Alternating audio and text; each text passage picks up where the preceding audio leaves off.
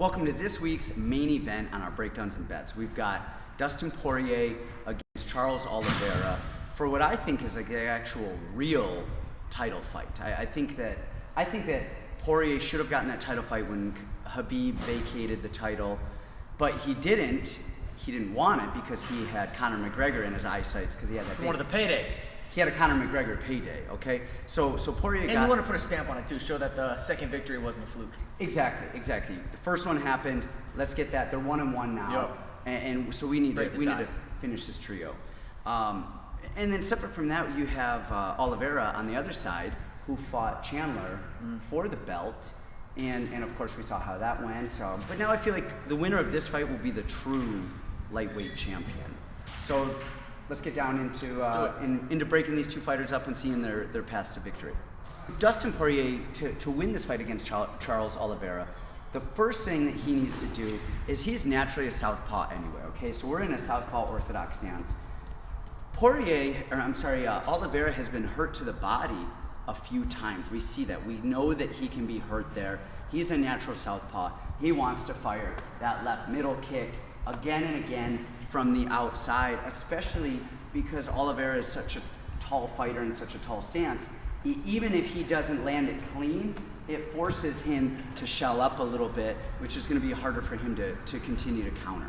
So of course it gets him scoring on the outside, but really it starts attacking that body. And that's what we want to see with Poirier, is get that body early and start slowing Oliveira down.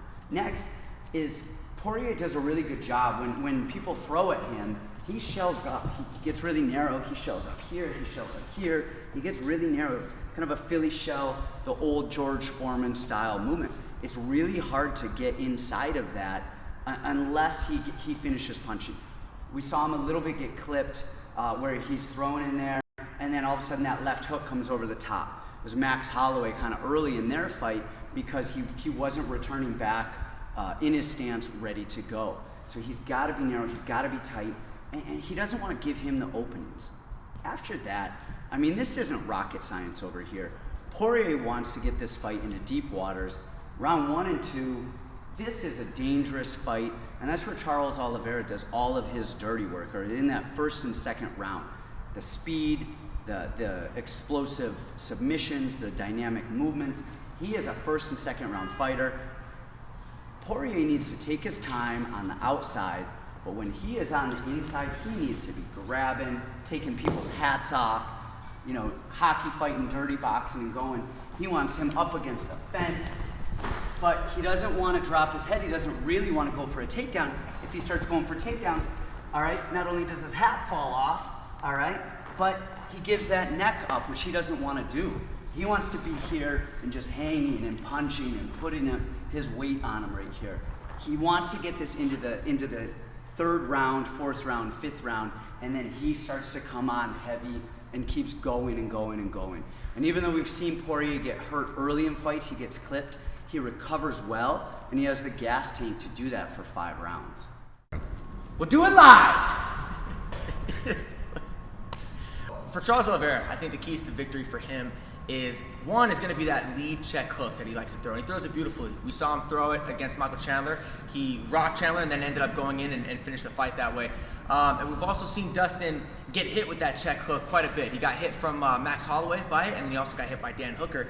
Just like what Coach was talking about earlier, he likes to do the rock back, right? The shoulder rock, where he will drop this lead hand. He does so a lot off of his combo. So he'll throw something, and then as he's moving away, people are countering, he tends to drop that hand. Well, that's money for Oliveira. We see Oliveira like to cover up, and then when his opponent is finished throwing, that's when he'll fire that check left hook. So again, here, if Poirier comes in, he needs to be very careful because that check hook will be there for Oliveira.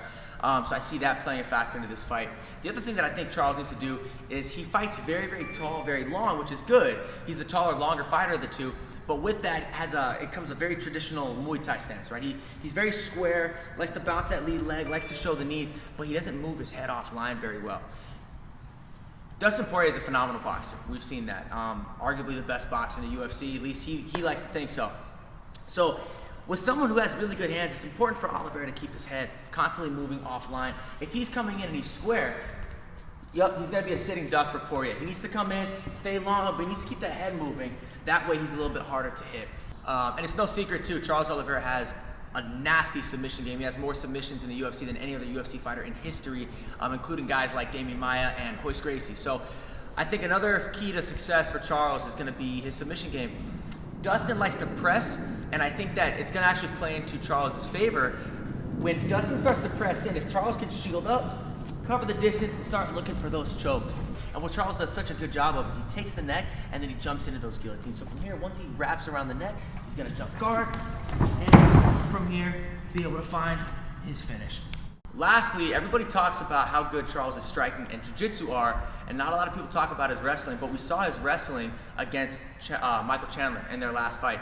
They were on the feet. When Chandler tried to come in, Charles shot in, took him down early in the fight, which I think caught Michael Chandler off guard. So we can't forget about that. If Dustin tries to close the distance on Charles, he needs to watch out for the chokes, and he also needs to watch out for the wrestling, because Charles can time it, come underneath, and drag the fight to the ground, which he'll have the clear-cut advantage.